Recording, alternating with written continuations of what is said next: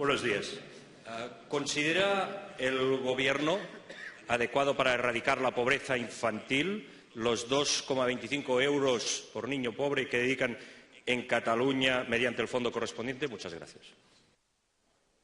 Muchas gracias, señor Vox. Señor presidente.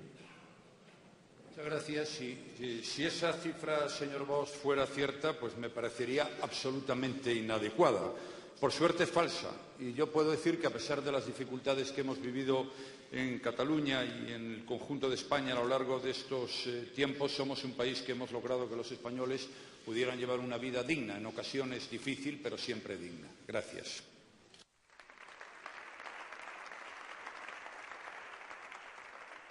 Muchas gracias, señor presidente. Señor Vox. ¿Sabe lo que pasa, presidente? Que no se lo digo yo. Se lo dice todo el mundo. Todo el mundo le da tirones de orejas. Se lo dice UNICEF.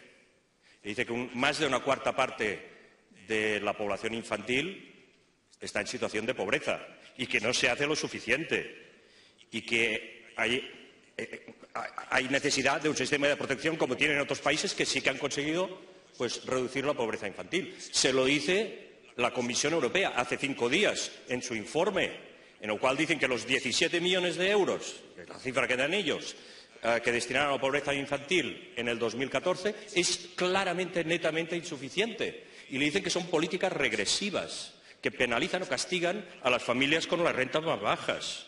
Eso es lo que le dicen. Y le dicen también que la sociedad española es líder, desgraciadamente, en pobreza infantil en la Unión Europea. Y ese es el tema, ese es el problema. Oiga, ¿se puede comprometer usted realmente a luchar contra la pobreza infantil? ¿Puede dedicar, por ejemplo, propuesta, este ejercicio?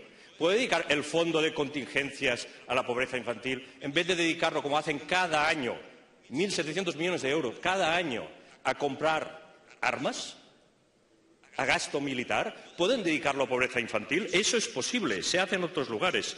Señor Rajoy, le pido que hable con el corazón en la mano. Le pido que sea sincero, que diga lo que piensa, que diga lo que siente. ¿Le parece que se está haciendo lo suficiente contra la pobreza infantil? ¿Le parece que se está haciendo bien? ¿O le da igual? ¿O le entra por una oreja y le sale por la otra? Qué triste pena, senyor Rajoy, qué triste pena. Mare meva, quina tristesa de governants.